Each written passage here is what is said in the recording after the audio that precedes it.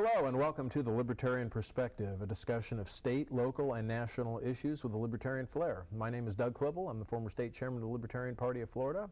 Happy New Year. Thank you for tuning into our first broadcast of 2010. With me, Phillip Laibe, the regional representative for the Libertarian Party of Florida for here in Duval County. Phil, good to see you, and Happy New Year to you. Happy New Year, Doug, and it's a very Happy New Year for the Libertarian Party.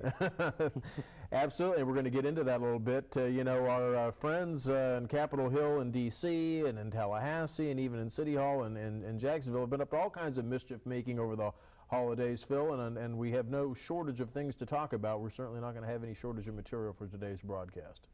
Absolutely, and it's always a mixed blessing with us because the worse the legislation that comes out of Washington, the more people come searching for the Libertarian Party. Absolutely, well put.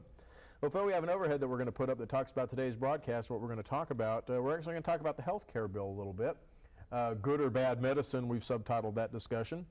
Global warming, otherwise known as Baby, It's Cold Outside. And we are right in the middle of a cold snap here in Northeast Florida, so I guess somewhat topical that we're going to talk about global warming. We're going to talk about the hometown democracy constitutional amendment. Amendment 4 is going to be on the ballot this upcoming November, Phil, which we've subtitled Your Land is My Land. We're going to talk about Jacksonville's own Dr. No, a reference there to Ron Paul, who's known as Dr. No in Congress because he's frequently the lone dissenting vote on big expenditures. We actually have our own native son who's a Dr. No, Councilman Clay Yarborough. We're going to talk a little bit about him and what he's doing down at City Hall. We're going to have a brief introduction to candidate Alex Snitker, who's a Libertarian candidate who's running for a U.S. Senate seat, and we're hoping to have Alex on a future broadcast of this. And then in our regularly occurring segment, Phil, under the Government Abuse of the Month, we're going to talk about the TSA, the Transportation Security Administration's new rules in the wake of the unsuccessful terrorist attack over Detroit around New Year's. So a pretty full plate, and we may as well go ahead and just jump right into it. Obviously, Phil, one of the things that's gotten a lot of information on the news recently, certainly taken up a lot of media time, has been the health care bill. And we got an overhead on health care that we're going to go ahead and put up. We are at the situation right now where, certainly for libertarians, you know, sadly, both the House and the Senate have passed versions of this bill that are in the process of being reconciled, if you will, right now. You know, the old line is you never want to see the law or sausage being made, and I can only imagine that this is as ugly of a process as one could imagine what's going on behind the scenes here. You know, this whole idea of an individual insurance mandate, actually forcing people to buy a good or service they might not want or need, you know, is that constitutional, Phil? And certainly that's something that libertarians, I think, are interested in discussing. Obviously, the Democrats are on the defensive about this, and as we mentioned a little bit ago, this bill is laden with pork and special interest spending. So, you know, let's just jump right into this whole issue of the constitutionality of this. There's really two issues around this. One is it constitutional to mandate that somebody actually buy something? And our friends on the left will invoke the Commerce Clause, and you know, that, of course, has been used as an umbrella for Congress to basically get involved in every area of endeavor of U.S. citizens. But then there's also this constitutional issue of the fact that there have been certain provisions given to certain states like Nebraska where, you know, they don't have to pay for an equal share of the program and things along those lines. The Constitution is very specific that any program that applies to all the states has to be shared, you know, equally in terms of cost by the states. So some very interesting constitutional issues coming out of that whole discussion. Well, for me, one of the most important things about this is how you define a right. Lots of times when people that are for some type of government health care, they talk about the right to health care. A right is something that the government doesn't stop you from do. It isn't, a right has nothing to do about the government forcing you to do something. So we really have to get into what a right is, and I think you have the right to health care, and you can go and buy it, and we have and we have the right to health care right now. But the right to health care involving force and coercion, that's not a right.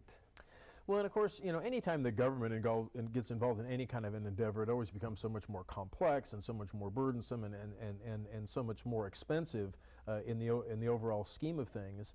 And the whole healthcare issue is a very fascinating debate, and I don't know what your experiences are, but if they're anything like mine, if you sit and try to just engage the average person around, you know, educating them around, well, you know, how did we ever get into a situation where health insurance was provided by employers, and how did we get into a situation where government spends so much of our healthcare dollars. You know, over 50% of the dollars that are spent in the healthcare system right now are spent by government.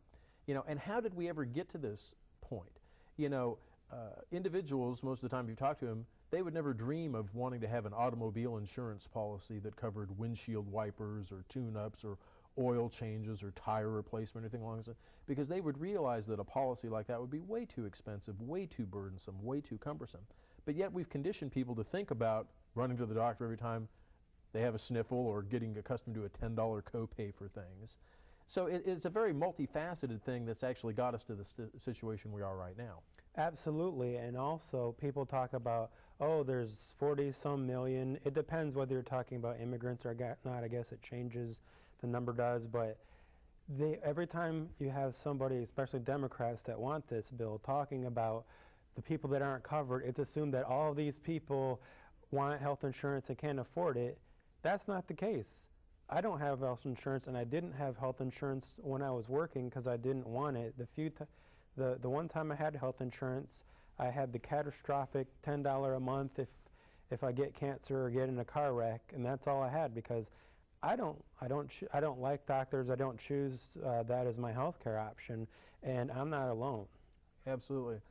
You know, Phil, one of the other things that I think a lot of folks aren't aware of is the fact that, you know, the government by edict over the years has basically mandated that every insurance policy cover an A to Z list of ailments. I mean, our ability as individuals to go out and actually buy an insurance policy that's customized to our needs has pretty much been reduced over the years. I mean, for example, you know, if you worked for a company, your ability to get a policy that, you know, if you were single or whatever, that didn't cover OBGYN care, things along those lines, I mean, you don't even have that ability anymore.